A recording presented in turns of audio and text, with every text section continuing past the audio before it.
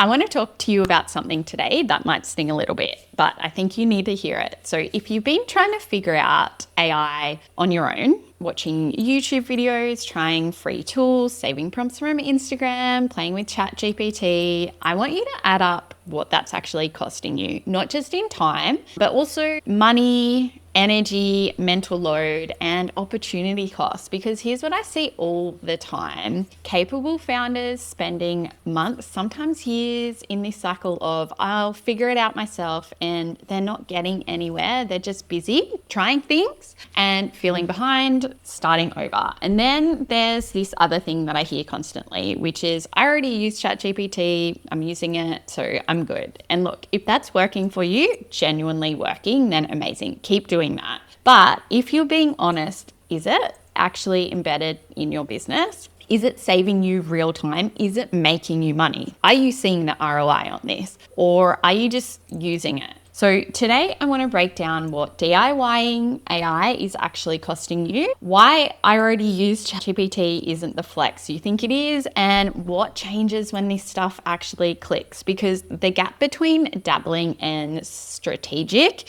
it's bigger than you think. So first up, the real cost of DIY. So let's talk about the cost of figuring this out yourself. And I'm not just talking about money here, though we will get to that. So there's the time cost. How many hours have you spent watching tutorials, reading threads, trying to understand what tools do what and what you should use? How many times have you sat down to actually figure out how to leverage AI and end up being more confused than when you started? I see people spending 5, 10, 15 hours a week consuming AI content, trying to keep up, feeling like they're learning, but not actually implementing anything that sticks. And that's not learning, that's procrastination dressed up as productivity. If you've added up all those hours over the last 6 months, scrolling on social media, what could have you done with that time instead? How many clients could have you served? How much money could have you made? The next thing is tool cost. So how many subscriptions are you paying for right now that you don't really use? Or the tool you signed up for because someone on Instagram said it was amazing, and that other tool that you tried last week that you saw someone talking about that said this was the game-changing tool and you've forgotten about it. So I've talked to people paying for 8 different AI tools, and they're not actually using any of them properly, even if ChatGPT is open and that's hundreds of dollars going nowhere every month. Not to mention that time cost that we just spoke about. There's also the mental load cost. So this one's invisible, but it's huge, especially for my neurodivergent girlies. When you don't have clarity on what you're using and why, AI becomes another thing taking up space in your brain. Another thing that you're probably doing wrong, another thing that you should be better at. And that low-grade anxiety, that feeling of being behind, that's a cost. It's draining your energy even when you're not actively thinking about this stuff. Finally, opportunity cost. This is the big one. What's it costing you to not have AI working properly in your business? I want you to really think about this. If you had systems that actually saved you 10 hours a week, what would you do with that time? If you had a client-facing tool that wowed people and helped you close more of those sales, how much money would you be making? If your content workflow was automated and you weren't starting from scratch every week and you could show up on multiple different platforms in different formats, but you focused on creating one good piece of content a week, how much easier would your life be? The cost of DIY isn't what you're spending. It's what you're not gaining. And that number is way bigger than most people realize. So when you say, I'll just figure this out myself, I want you to really think about the costs here, because it's not free. You're just kind of delaying stuff, or it's hidden. So the next thing I want to talk about today, I feel like this is a bit of a harsh episode, but sometimes we need some tough love, right? Why you saying, yeah, but I already use ChatGPT isn't enough. When people say this, what that usually means is, I'm good, I don't need help, I've got this covered. But what I've noticed when I ask people how they use it, here's generally what I hear. I have it open every day. I use it for captions. I use it for brainstorming. It helps me write emails. I'm playing around with it, but I probably could be using it better. That is using ChatGPT, and I did a full episode on this first AI strategy last week, and that's not having AI work for you. Using ChatGPT is like saying, I have a gym membership when someone asks if you work out. Cool, but like, are you actually going? And if you are you seeing results? Do you have a plan? Are you doing progressive overload or whatever it is in the gym? Or are you just kind of going to the gym on the days that you remember? Or maybe it's Monday, Wednesday, Friday, but every time you go, you're just kind of doing the same stuff. Or in fact, you might even just try different stuff every time. That's kind of the same. So here's the thing. What most people are doing with ChatGPT is the tip of the iceberg, maybe 5% of what's possible. You're using it like a smarter Google, you ask a question, you get an answer, move on, that's it. You're not creating custom tools trained on your business, your voice, your processes. You're not creating workflows where AI handles that repetitive stuff automatically. You're not using it strategically with intentions, with systems, and with that actual ROI in mind. And look, I get it. How would you know what you don't know? If you've never seen what's possible, you're just going to think, oh, well, I have it figured out. I'm good. But I've had people come to my workshops, people who use ChatGPT and have set up automations every single day, and within the first hour they're like, oh, holy shit, I had no idea that any of this was possible. And it's not because they're not smart enough, it's because nobody showed them. If you are watching tutorials on Instagram, YouTube, they teach you the basics. They don't teach you the strategy or the practical applications for your business. Because using a tool and leveraging a tool are just completely different things. So if you're sitting there thinking, I already use ChatGPT, I'm fine, I'm just gently pushing back on you today, because are you fine or are you just using it? Because there's a massive gap between those things, and staying in that gap is costing you, even if you don't realize it yet. So what changes when it actually clicks? What does that actually look like when AI works for you? Not just something that you use, but it's something that's embedded in your business. Let me paint you the picture. Time comes back. That's a huge one. So the stuff that used to take you hours now takes minutes. Content that used to drain your whole morning can be handled. That client onboarding, that's a mess of manual steps, systematized. Meeting prep, follow-up admin, the stuff that eats your week is streamlined. I'm not talking about shaving 20 minutes off something. I'm talking about getting 5, 10, 15 hours back every single week. That's a whole extra workday.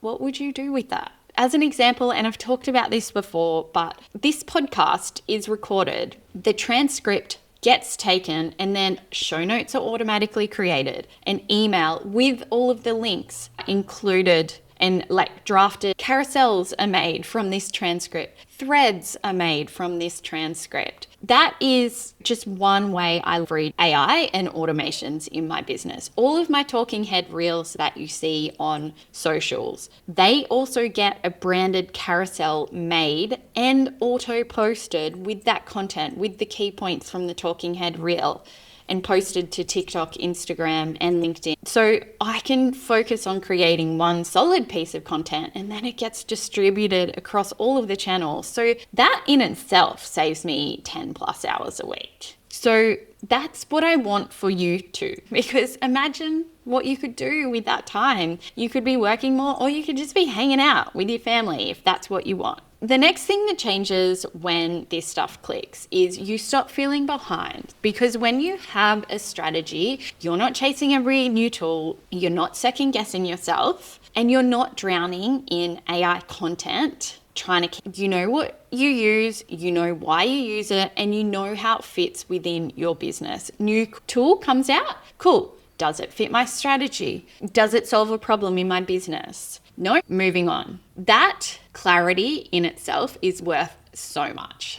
Like the mental load of that just lifts. Another thing that happens when this clicks is your work gets better. And this one surprises people. They think AI is just about speed, but it's also about quality, because when you have a GPT that's trained on your voice, your frameworks, your content gets sharper. Or I've had clients who've built bots and then they've finally been able to hand that across to a marketing person because they're confident the content they're going to create now is aligned with their voice and their values, and now they can outsource that. Another example, when you have a sales call prep system, you can show up sharper. So I have one set up for when I have consulting clients book in. It takes their intake form, researches them, has a look at their answers, and preps me for that consult, which means I can show up ready and, already with ideas on opportunities for them without me having to spend 2 hours reviewing that, thinking about it. It gives me that brief, and then I'm able to think about, okay, here are the opportunities, and then show up on that call, prepped and ready to go. AI doesn't dumb things down when you use it right. It amplifies what you're already good at. You also start standing out. So most people are either not using AI at all, or they're not using it very well. So, we've talked about AI that sounds like everyone else. So when you use it strategically, you can stand out. Your content has your voice. Your client experience has these really nice custom touches. Your systems are tighter than your competitors. One person I worked with built a client-facing dashboard as part of their delivery, and their clients were blown away. Nobody else in their industry was doing anything like that.